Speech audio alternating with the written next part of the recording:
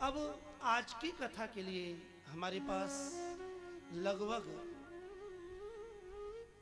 2.5 घंटे रह गए हैं।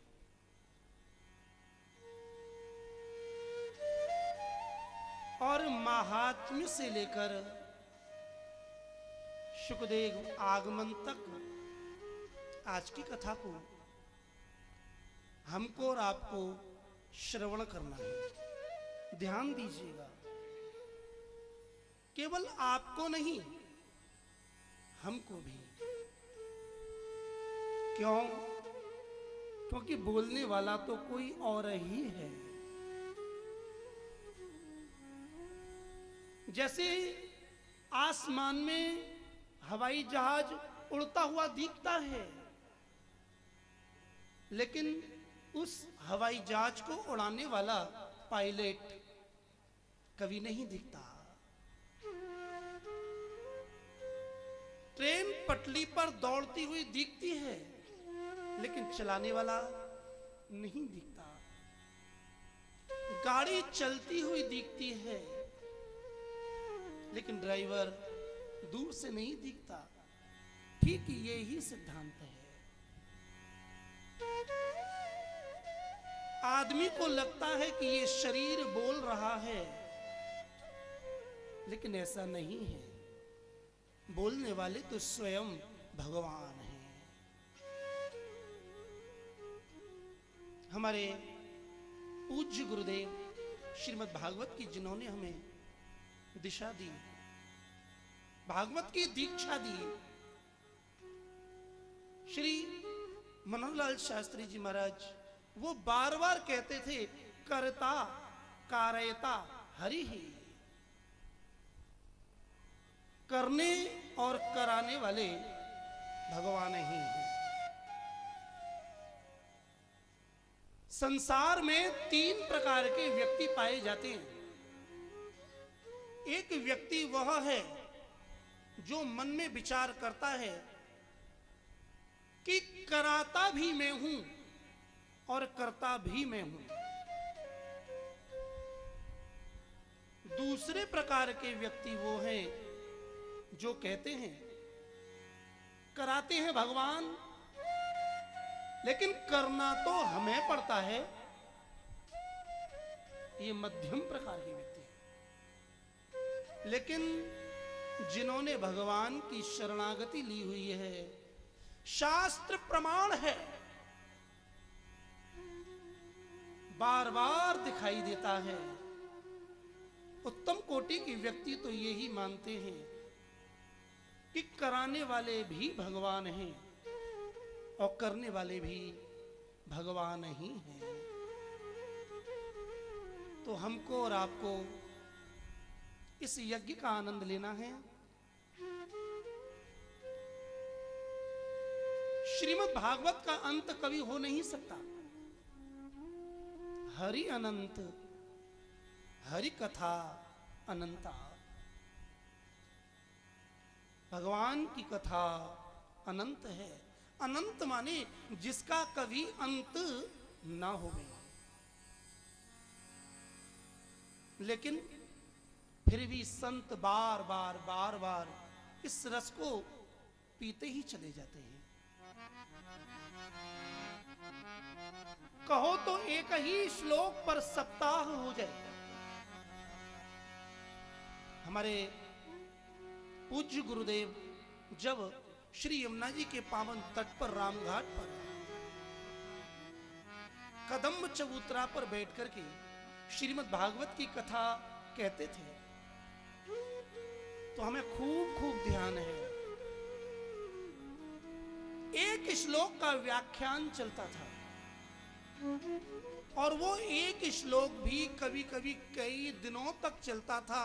और फिर वो कहते थे कि आगे बढ़ो, कहने के लिए तो बहुत है। और उनके ही कृपा प्रसाद से हमारे भी कुछ वैष्णव भक्त हैं, उन्होंने अनुभव किया है कि एक एक श्लोक पर 3-3 दिन, 5-5 दिन और 9-9 दिन व्याख्यान इस दास के द्वारा किया गया है। जब हम फरीदाबाद देवस्थल मंदिर में सत्संग करने के लिए गए, अब महाराज कथा तो निमंत्रण मिलता है तो जाते हैं, लेकिन सत्संग के लिए तो हम सामने से ही पहुंच जाते हैं। अब किसी को अच्छा लगे या ना लगे, ये तो हमारी ड्यूटी है, हमारा कर्तव्य है। इसके अलावा हमारे जीवन का और उद्देश्य है ही क्या? सत्संग ही लक्ष्य है। और जो भक्त यहां बैठे हैं उन्हें पता है कि श्रीमद् भागवत के महात्म्य के पहले श्लोक पर ही 3 दिन तक हमने आपने मूल विचार किया था, जिसमें न कोई गीत था न कोई संगीत था, फिर भी वह श्लोक पूरा नहीं हुआ। आज भी उसकी सीडी और डीवीडी विद्यमान है। लेकिन कथा का दूसरा रूप भी है, वो है समास। व्यास पद्धति और समास पद्धति, इन दोनों पद्धतियों के द्वारा वक्ता के लिए अधिकार है, वो कथा कहते हैं।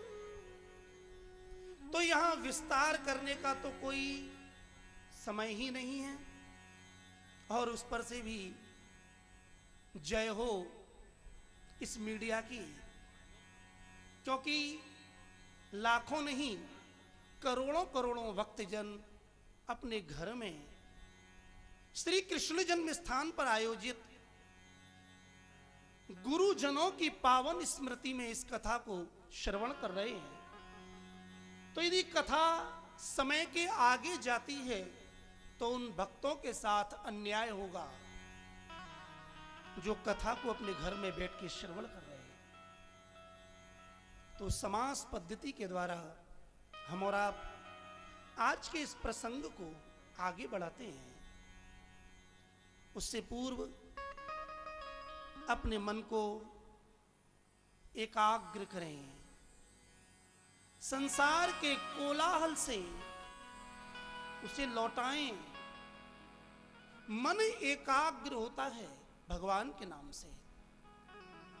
अभी आदरणीय श्री गुरु रूप श्री पुरुषोत्तम लाल जी महाराज ने बताया था कि यहां श्री बाबा महाराज की षष्ठी पूर्ति का मतलब होता है कि जब मनुष्य 60 वर्ष का हो जाता है तब ये संस्कार, ये आयोजन होते हैं। तो उस निमित्त में आदरणीय वंदनीय श्रद्धेय श्री डोंगरे जी महाराज की कथा हुई थी, और डोंगरे जी महाराज की उस कथा में हम भी अपने गोपाल मंदिर की ओर से सेवा करने के लिए नियुक्त किए गए थे।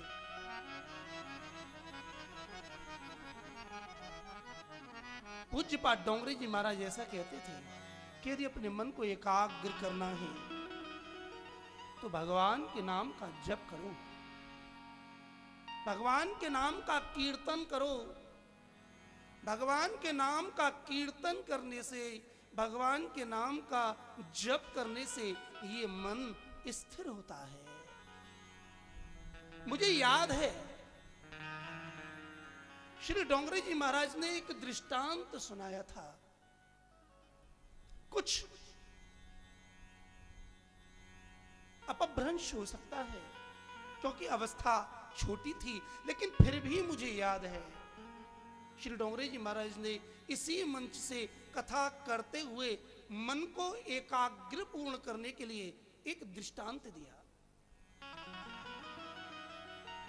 उन्होंने कहा था कि एक पंडित जी थे, घर में पति और पत्नी 2 ही रहते थे, वैष्णव थे, बड़े विद्वान थे। पत्नी घर का कार्य करती थी और वो पंडित जी महाराज भगवान की सेवा में लगे रहते थे। लेकिन समय बीता, उनकी पत्नी का देहावसान हो गया। अब घर का काम कौन करे, और घर का काम करें तो गोपाल सेवा, भगवत सेवा कौन करे। पंडित जी बड़े योग्य थे, अनेक विद्याओं को जानने वाले थे। उन्होंने काम कराने के लिए एक भूत को पकड़ लिया और भूत को नियंत्रित करके अपने वश में कर लिया। जब वश में किया तो उस भूत ने एक शर्त रखी, महाराज आप मुझे अपने वश में क्यों कर रहे हैं? पंडित जी ने कहा अपना काम कराने के लिए। तो बोले मैं आपके साथ चलूंगा तो सही, लेकिन एक शर्त है, मैं एक पल भी खाली नहीं रहूंगा, मैं एक पल भी खाली नहीं बैठूंगा। जब तक आप काम बताते रहेंगे मैं काम करता रहूंगा। जैसे ही मुझे खाली समय मिला तो सबसे पहले मैं तुमको खा जाऊंगा। पंडित जी बोले ठीक है। भूत को अपने घर ले आए। भूत के लिए काम बताने जाओ, बाजार से पुष्प लाना है, तो भूत यूं जाए और यूं आ जाए। सब्जी लानी है, झट जाए झट आ जाए। अब जितने भी काम बताओ भूत तो भूत, महाराज समय से बहुत पहले कर दे। जब सारे काम हो गए तब उस भूत ने उन पंडित जी से कहा, महाराज और कोई काम? मुझे नहीं लगता कि आपके पास और कोई काम है, आप मुझे आदेश दो, नहीं तो मैं अपने नियम के अनुसार अभी तुम्हें खा जाऊंगा। पंडित जी चतुर थे, उन्होंने कहा अभी तुम्हारा काम खत्म नहीं हुआ, मेरा काम खत्म हुआ समझ में आता है, लेकिन तुम्हारा काम खत्म नहीं हुआ। तो बोले जल्दी बताओ। उन्होंने कहा कि मेरे घर के आंगन के बाहर ये जो खंबा लगा हुआ है ना, बोले हाँ, इस पर बार बार चढ़ो और बार बार उतरो। भूत बोला कब तक? पंडित जी बोले जब तक कि मैं तुम्हें कोई दूसरा काम न बताऊं तब तक इस खंबे पर चढ़ते जाओ उतरते जाओ, चढ़ते जाओ उतरते जाओ। ये बात केवल सुनने के लिए नहीं, समझने के लिए है। ये भूत और कोई नहीं, मानव का मन ही भूत है। जब ये मन खाली होता है तो मानव को खा जाता है। जब तक मन काम में लगा रहता है तब तक स्वस्थ है, लेकिन जैसे ही खाली हुआ कि अंदर ही अंदर उस मानव को खाने लगता है और उसके अंदर भय पैदा कर देता है। भय ही भूत है। कभी कभी मनुष्य के मन में भय आ जाता है। किसका भय? मृत्यु का भय, अपने भविष्य का भय। लेकिन जो समझदार है, जिसने सत्संग किया है, वो कभी भी अपने मन को खाली नहीं छोड़ते। सब काम करने के बाद भी जब समय बचता है तो जितना भी समय बचे उस समय से अपने मन के द्वारा भगवान के नाम का जप करते हैं, भगवान के नाम का कीर्तन करते हैं। जिस व्यक्ति को भय लगे, कृपया वो इस दृष्टांत को सिद्धांत मानकर अपने जीवन में उतारे, उसके जीवन का सारा भय नष्ट हो जाएगा। ऐसे संतों की मान्यता है। समय बर्बाद करने के लिए नहीं, समय, शक्ति और संपत्ति, ये तीनों चीज परमात्मा ने सबको दी हैं। जितनी भी दी हैं उन तीनों का हमें सदुपयोग करना चाहिए।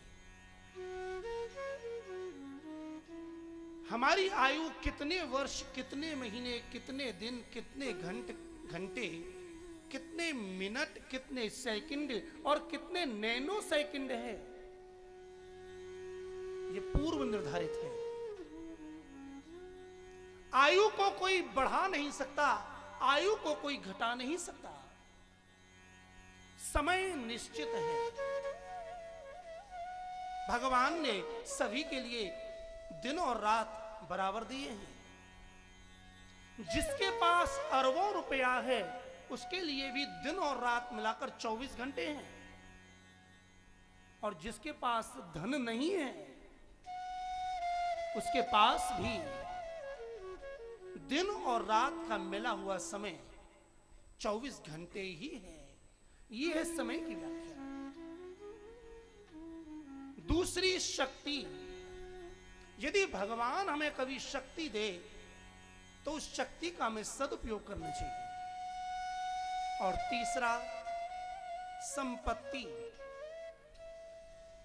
संपत्ति दो प्रकार की है, गीता में ऐसा वर्णन किया, दैवी संपत्ति और आसुरी संपत्ति। संसार में, संसार का व्यक्ति जो जमीन है, सोना है, चांदी है, हीरे हैं, मोती हैं या कैश है, उन्हें संपत्ति मानता है। लेकिन ये भौतिक संपत्ति है। आध्यात्मिक संपत्ति है अभयम, निर्भयता। आध्यात्मिक संपत्ति है ज्ञान।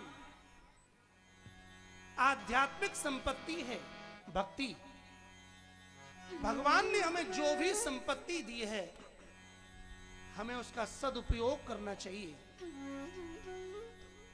जब हम समय, शक्ति और संपत्ति, इन तीनों का सदुपयोग करते हैं तब परिणाम में हमें सच्चिदानंद भगवान की प्राप्ति होती है। श्रीमद् भागवत की कथा से पूर्व कथा के महात्म्य का वर्णन करना शास्त्रीय और संतों की परंपरा है। श्रीमद् भागवत अकेला एक ऐसा विरला शास्त्र है जिसके महात्म्य का वर्णन अन्य पुराणों में किया गया है। स्कंद पुराण में भी श्रीमद् भागवत के महात्म्य का वर्णन किया गया, जो 4 अध्यायों में है, बहुत महत्वपूर्ण है। और पद्म पुराण में भी श्रीमद् भागवत के महात्म्य का वर्णन किया गया है। ये 6 अध्यायों में है। गुरु परंपरा से पद्म पुराण के महात्म्य की कथा कहने की परंपरा है। जब तक हम महात्म्य नहीं सुनते तब तक हमारी कथा में रुचि नहीं होती।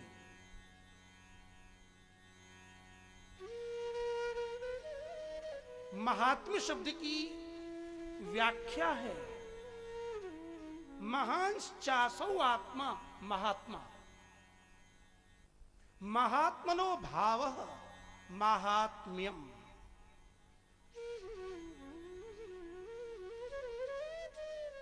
सरल शब्दों में समझे तो महात्म्य क्या?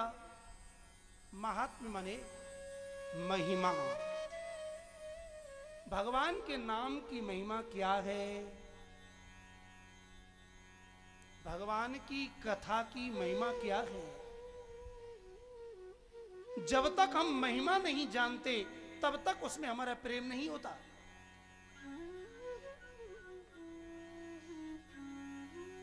कितने ही व्यक्ति मथुरा वृंदावन आते हैं और आके निकल जाते हैं,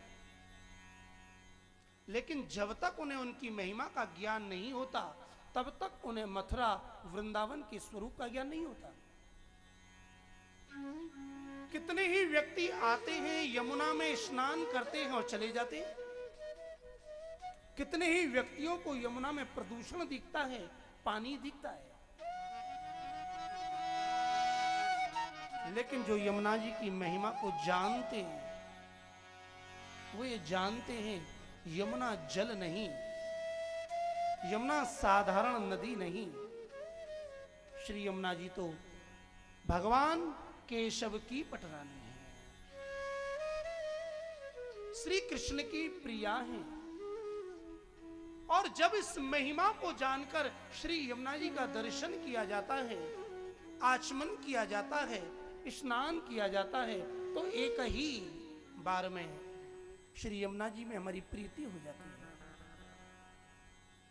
इसलिए भागवत में प्रीति हो, भागवत को श्रवण करने से, भागवत का पाठ करने से हमें क्या मिलता है, इसका वर्णन श्रीमद् भागवत के महात्म्य की कथा के द्वारा समझाया गया है। श्री व्यास महर्षि मंगलाचरण करते हैं भगवान श्री कृष्ण का, क्योंकि इस जीवात्मा का परम कर्तव्य है कि वो कृष्ण को प्राप्त करे, कृष्ण से प्रेम करे। क्योंकि भगवान श्री कृष्ण और किसी साधन से प्राप्त नहीं होते, भगवान प्राप्त होते हैं तो केवल और केवल प्रेम से।